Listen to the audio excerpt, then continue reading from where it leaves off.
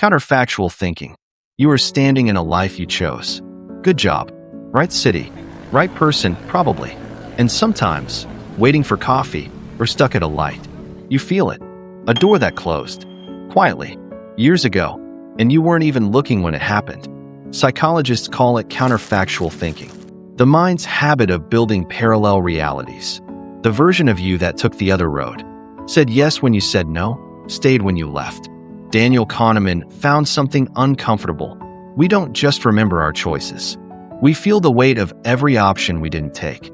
Kahneman spent his career studying how people evaluate outcomes, and he kept finding the same pattern. The brain doesn't evaluate a choice on its own. It evaluates it against the choice that was right there beside it.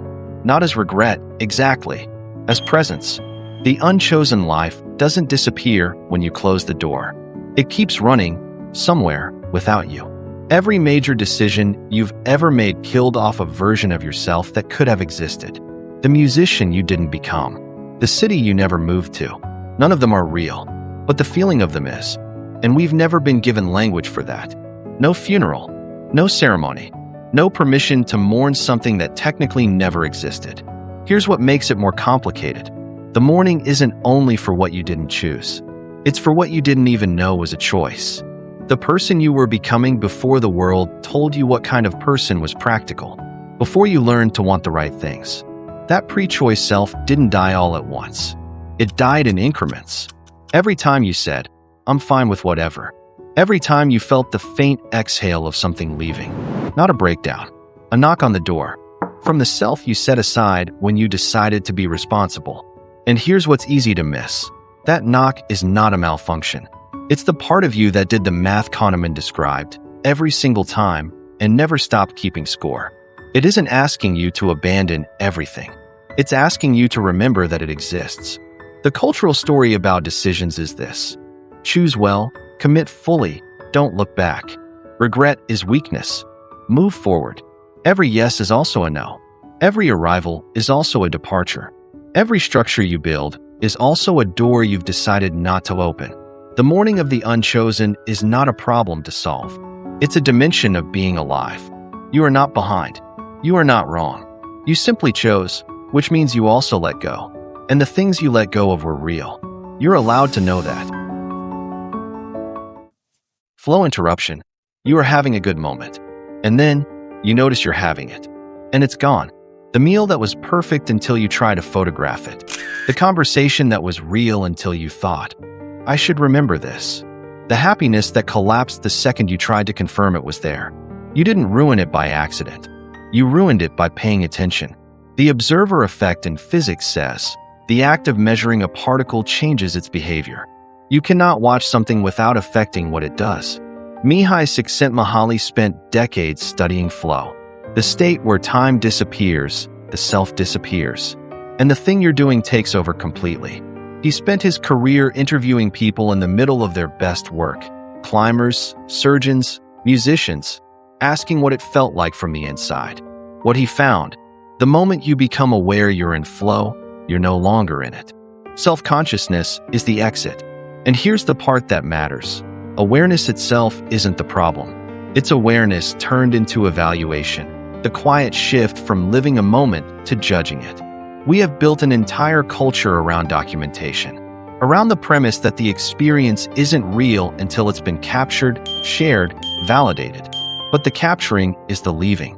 Every time you pull out your phone to record the concert, you are choosing the archive over the experience. Every time you stop to analyze whether you're happy, you've already stepped outside the moment where happiness lived. The solution isn't to stop being aware. It's to notice the difference between presence and surveillance, between being in the moment and auditing the moment. The life that feels thin isn't thin because nothing is happening. It's thin because you've been watching it, instead of living it. Put the phone down, not as a rule, as an experiment. See what happens in the gap between the experience and the record of it. That gap is where you actually are. Meaning deficit. You finished everything on the list today. Every email answered. Every task closed. You were productive by any measurable standard. And now it's 7 p.m. and you're sitting in your apartment. and something feels off. Not tired, not sad, just empty. Like you ran very fast in a direction and arrived somewhere you didn't actually want to go.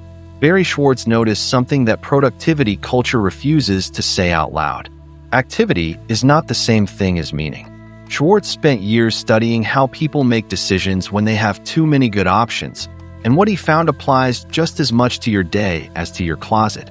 More choices or more tasks don't add up to more satisfaction. Past a certain point, they just add up to more motion. We have built entire systems, apps, frameworks, life hacks, around the assumption that doing more will eventually produce the feeling of enough.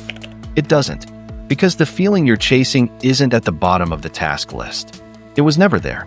What productivity actually does, very efficiently, is fill the hours, where the harder question would otherwise live. The question of what any of this is actually for. There's a name for what's left when the question goes unanswered: the existential vacuum. The boredom and emptiness that floods in when a person has everything functioning correctly, but has never answered the question underneath. Here's what makes this particularly hard to see. Productivity looks like virtue. When you're busy, you're safe from the judgment of not doing enough. When the list is full, the silence never gets a turn. And the silence is where the question lives. The system isn't broken. You are not lazy or unfocused or ungrateful. And here's the part that's easy to miss. The more options you generate for yourself, more tasks, more goals, more ways to optimize, the less room there is for the one question that doesn't have a checkbox. You've just been running a very sophisticated escape. That happens to look exactly like success. The exhaustion you feel isn't from the work.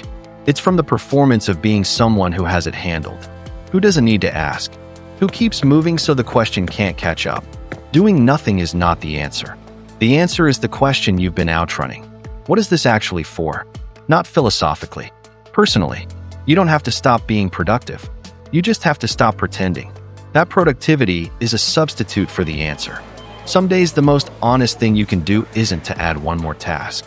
It's to sit still long enough to hear what the noise was covering. The list will still be there, but so will the question, and one of them is more important. Social hangover. You had a good evening, good people, real conversation, nothing wrong. And now you're home, and you feel like something was taken from you. Not by anyone in particular, by the evening itself. You don't want to be around people. You don't want to be alone either. You just want to not be anywhere for a while. Social exhaustion is well documented, but what's less discussed is its specific quality. Not the tiredness after bad interactions, the tiredness after good ones. The exhaustion that comes not from conflict, but from the sustained effort of being present in a way that feels seen. Susan Cain's research on introversion showed that the distinction isn't about liking people or not. It's about where energy goes during social contact. Cain spent years interviewing people who'd spent their whole lives being told they were too quiet, too withdrawn, too much in their own heads, and found the exhaustion was never the problem they thought it was. But what her work points toward, without naming it directly, is something more specific than introversion. It's the cost of connection that isn't quite real. The evenings where you were present but performing, where you showed the version that works in groups, rather than the version that only comes out alone. The exhaustion is the delta, the gap between who you were in the room and who you actually are. And here's the part that's easy to miss. This kind of tired doesn't mean the evening went badly. It means you were performing well enough that no one noticed the gap but you. The exhaustion isn't a sign you need fewer people. It's a sign you need different contact. Contact where you don't have to manage the distance between who you are and who you're presenting. The loneliness that follows a full evening of people is one of the most precise forms of loneliness there is, because it's not the absence of others, it's the presence of others, and still feeling like you were somewhere else. You don't need fewer evenings like that. You need a few people in front of whom the translation isn't required. What you're tired of isn't the people, it's the translation. Spotlight effect. You walk into the room and you're certain they can tell that the anxiety is visible. The uncertainty is showing. The version of you that doesn't have it together is somehow legible on your face. So you perform harder, speak more carefully, smile at the right moments. And the irony is, that performance is the only thing anyone actually sees. Thomas Gilovich, a Cornell psychologist, ran a simple experiment. He asked people to estimate how obvious their nervousness was to a group, then asked the group what they'd actually noticed. In study after study, he found the same thing. People believe their internal states, nervousness, discomfort, the feeling of being a fraud, leak outward far more than they actually do. Your anxiety is not as visible as you think. Your uncertainty reads, to others, as competence. Your silence reads as confidence. The chaos inside you is almost entirely invisible. But here's the part no one talks about. The belief that you're transparent is itself the trap. Here's what that means in practice. The energy spent monitoring yourself is energy no one asked you to spend. Because if you believe you're being read, you stop showing anything real. You become so good at managing the performance that the performance becomes the only version of you anyone ever encounters. You hid yourself from the people who were never actually looking. The exhausting part isn't the anxiety. It's the surveillance. The constant monitoring of how you're coming across. The energy spent managing an audience that is largely busy managing their own performance. Everyone in that room is doing the same thing. Everyone thinks they're the only one who doesn't actually know what they're doing. The illusion of transparency is collective, which means the thing you've been hiding yourself from, the real version, the uncertain one, is probably exactly what the other people in the room are also hiding. You're all performing for an audience that is also performing. Nobody in that room is watching you the way you're watching yourself. That's the whole secret. Narrative fatigue. You've told your story so many times. You've stopped being sure it's true. The version you give on first dates, at job interviews, at family dinners. The arc that makes sense. The narrative that holds together. How you got here. Why you made the choices you made. What it all means. And somewhere in the middle of telling it again, you hear yourself and feel like you're listening to someone else's biography. Dan McAdams found something both clarifying and uncomfortable. The story we tell about ourselves is not a record of what happened. It's a construction. McAdams spent decades asking people to narrate their own lives. And what struck him was how much the story changed depending on who was listening, while the person telling it always experienced it as simply true. We edit, revise, emphasize, omit. We build a version that makes us legible to others and to ourselves. The problem isn't that we tell stories. The problem is when the story becomes a prison. And here's the part that's easy to miss. Feeling disconnected from your own story isn't a sign that something is broken. It's a sign that you've outgrown the version you've been telling. When you've told a particular version so many times that you can no longer separate the narrator from the person. When updating the story feels like a betrayal of the person who built it. When you're more committed to the coherence of the narrative than to the accuracy of who you actually are now. The story isn't the enemy. Narrative is how we make sense of time. But the story has to be allowed to change. The version of you that made sense at 23 does not have to be the authorized edition. You are allowed to be a less coherent person. You are allowed to say, I don't know how that fits anymore. I'm not sure what the arc is from here. That's not a failure of self-knowledge. That's the honest position of someone who is still in the middle of the story and hasn't pretended it's already finished. The story doesn't need an ending. It just needs to stay open enough to let the next chapter in. Identity foreclosure. You're in the middle of your life and something stops you. Not a crisis, not a bad day, just a moment where you look at your hands, or at the apartment you chose, or at the schedule you're keeping, and something in you goes quiet and says, whose is this? Not with alarm, almost with curiosity, like finding someone else's handwriting in your diary. It's not that something is wrong. It's that something is missing, and you can't name what. Erik Erikson saw something he called identity foreclosure, the process by which a person adopts a life without ever fully choosing it. Erikson spent decades mapping how a life moves through its stages, and he believed each stage offers a quiet choice point, a moment where you either commit to a direction or let the direction commit you. Most people never notice that moment passing. You followed the path that was laid, the right school, the stable career, the markers of a life going correctly. You built the structure so efficiently that you never stopped to ask whether it was your structure. And now it's standing, and it's solid, and you're standing inside it feeling like a guest. Not because the life is wrong, but because it was assembled from other people's blueprints before you knew what yours looked like. And here's what's easy to miss. Foreclosure isn't a failure of willpower. It's what happens when the structure works too well, stable enough, comfortable enough, that nothing ever forces the question. The question isn't, what did I do wrong? The question is, what would I choose if I started from what I actually know now? That's not a question that destroys a life. It's a question that begins one. The stranger in the mirror isn't an intruder. It's the version of you that has been waiting for the life to get quiet enough to be heard. It's the part of you that never got to vote. You don't have to tear the structure down. You just have to stop pretending it's the only possible version of you that could have been built. Ontological insecurity. At some point in adulthood, you become aware of a feeling that doesn't quite have a name. That everyone around you seems to know something you don't. Not facts, not skills, something more fundamental. How to be a person.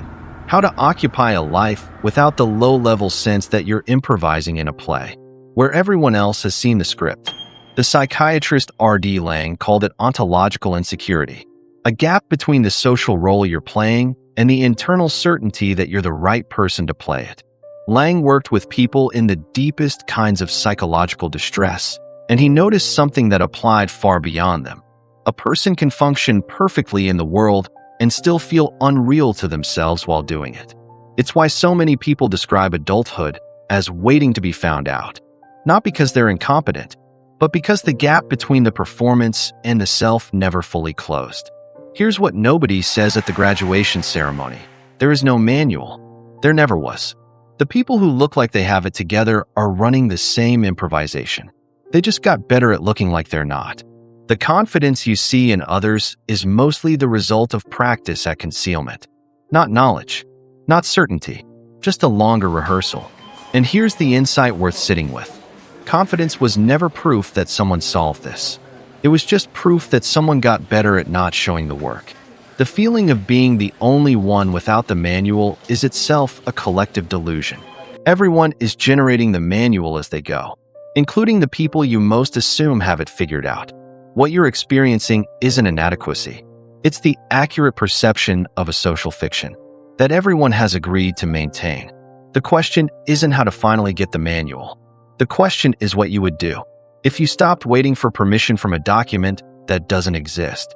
Nobody is going to hand you the script, which means you were never behind. You were just early to notice there wasn't one.